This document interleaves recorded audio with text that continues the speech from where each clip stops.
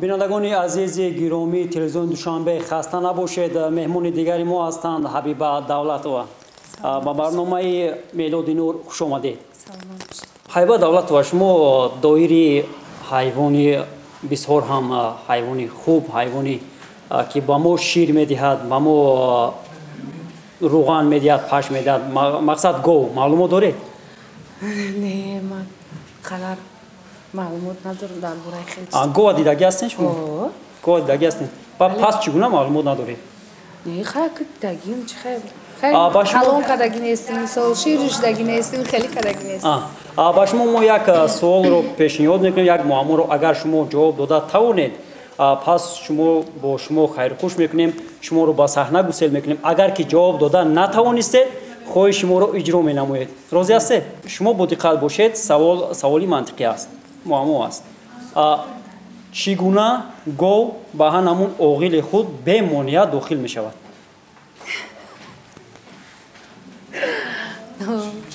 از گفتم که من نمیدونم، من سرکار ندارم، گو قطعی نمیدونم. شما کمتر فکر کنید چگونه گاو به مانع به اوغیل خود داخل می شود؟ خیلی اوقاتش هم میبینه تیارک ممکن میدوه. بیننده عزیز، حبیبه دولتова به این معمای ما جواب دادن نتوانست. اگر که در اوغیل هویی باشد، کشوده باشد، گاو به مانع داخل اوغیل شده میتواند. پس شما به این معمای ما جواب دادن نتوانستید، خواهش شما رو اجرا مینمایید. شما چه خواهش دارید؟ خواهش ما همین که میگویند مخلصان شما که حبیبه دولتова ریپ سرای نامی است، ریپ رو بسیار خوب میسراید. وقتی که از عهده آن همین صنعت با خوبی میبراید. شما با بیننده عزیز تلویزیون دوشنبه 4 مصرع ریپ سرایی. و بخشش مخلصانی عزیز خیلی گپ نیست، من ریپ خونده نمیتونم. چگونه نمیتونید؟ همگان میگویند که از عهده این خوب و بهتر میبراید. یگان بار راستی نخوندم، خیلی اگر مخلصانی من اینقدر مرا مثال گفته باشن که من ریپ خونی زور، من برای مخلصام حتما یه ریپ میخوانم. نه که حاضی حاضی نمیتونید؟ نه نه نه. خواهش دیگری ما 4 مصرع سرود شما حاضر زمزمه میکنید. برای چی؟ مخلصان اکثریتش میگویند که سرایندگان، یعنی امو زنده میگن که زنده نمیسرایند، فنگرام از سرود میسرایند. پس شما اثبات کنید با بیننده خود که شما زنده میسراید. 4 مصرع سرود رو زنده سرایید.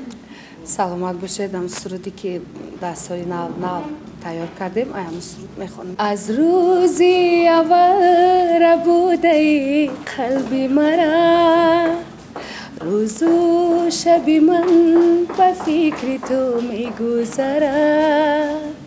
بی لوزی نکن، بیا بگی دستی مرا، این لحظه عمر ما چی زود میگذره.